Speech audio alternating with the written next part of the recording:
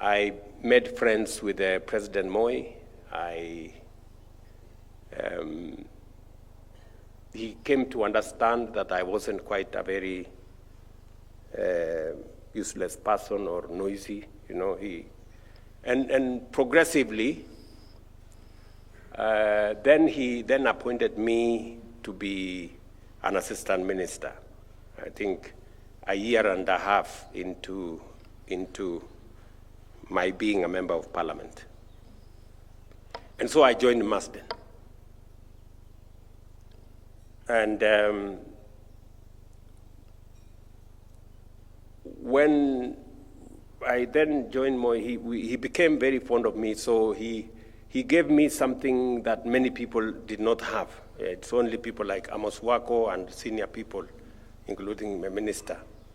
There used to be something called a hotline those days. This hotline thing was a telephone there that did not have secretaries. It was the president's telephone. He used to use it to call people directly himself. So if that phone rang, you know it was either the president on the line or one of the senior people. So I became the only assistant minister then with a hotline. So the president would pick up the phone, okay, where are you? Come and do this, this, this. So, so a few times, it was not always Marsden, a few times I came for lunch here. But you see, the problem that Marsden has not said is that he used not to go for lunch. You see? And he tried to persuade me to join into the group of people not going for lunch. So I remember during lunchtime, he would shut his door and take a nap in his office. True, Marsden? Yes. Just imagine now somebody telling you, during lunchtime, we take a nap to learn.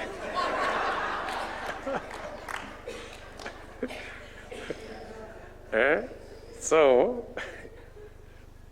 and it took a lot of offense when I took so much time on this lunch business, which he didn't have business with.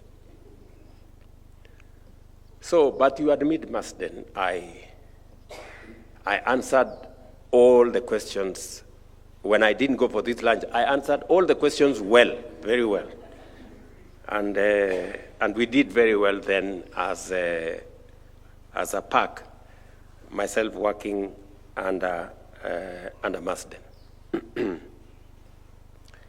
And finally, he has mentioned something about ambition, that I was a fairly ambitious person, which is true. I tried to do whatever I set my hands on to do. I tried to do it well and to do it with passion and to do it with commitment. And I have no regrets whatsoever in being ambitious and having a passion for what I do, because I have come across many leaders, many members of parliament, many governors, people who are elected. And once they are elected, they behave as if they were forced into these offices. They are very reluctant. They lose interest. They don't have interest in what they are doing. They have no passion for what they are doing. And they end up doing a very poor job of the very heavy responsibilities that come with leadership. You find there are people who are very reluctant leaders. They are there. They do not want to engage with the stuff they are supposed to do. They become big people, bigger than the jobs that they have applied for. And they just want to own the title and the position without doing what is expected of them. And that is what Marsden has written in his book. It's not about position, it's not about title. It's about what gets done.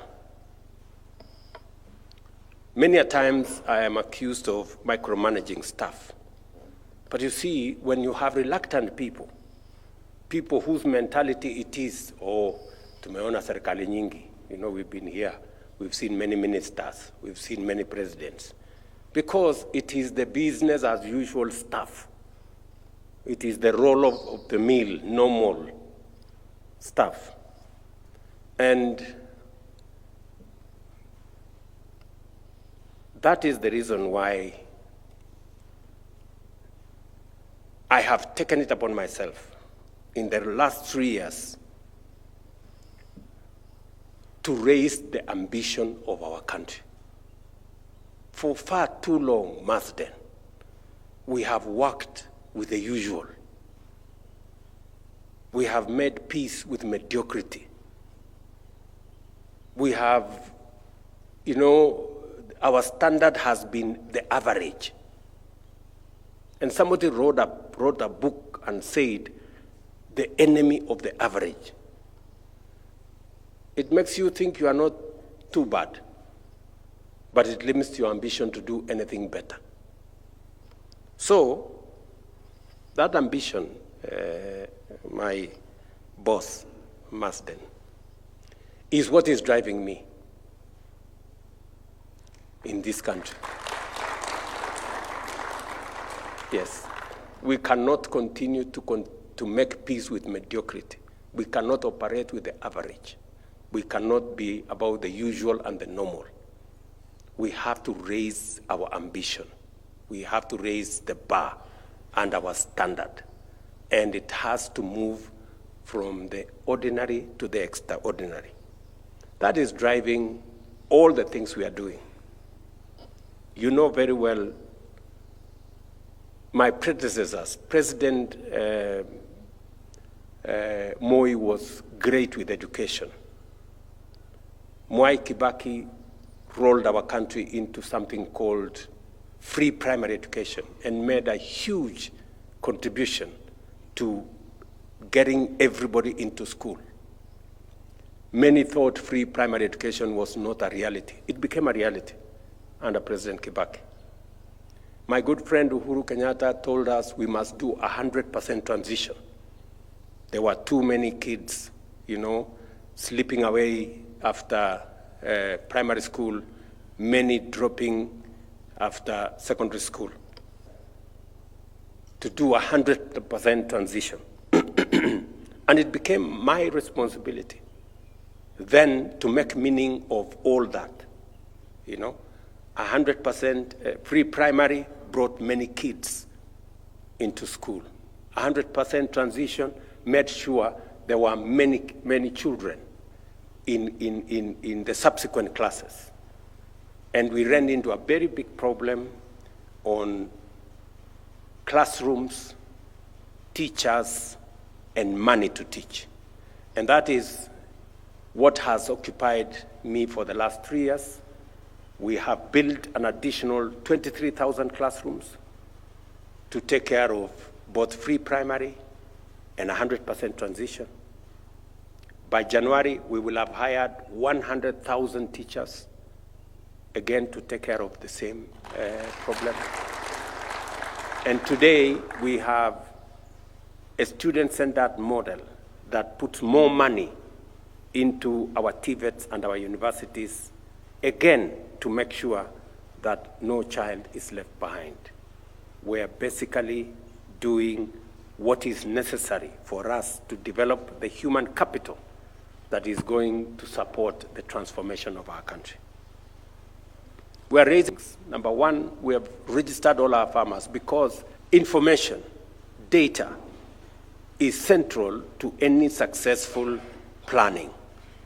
Registered all our farmers. We now have a digital register of 7.1 million farmers. Tea farmers, coffee farmers, sugarcane farmers, maize farmers, wheat farmers, our livestock keepers. Number two, We have dealt firmly with brokers and cartels and characters who are undermining our agricultural productivity.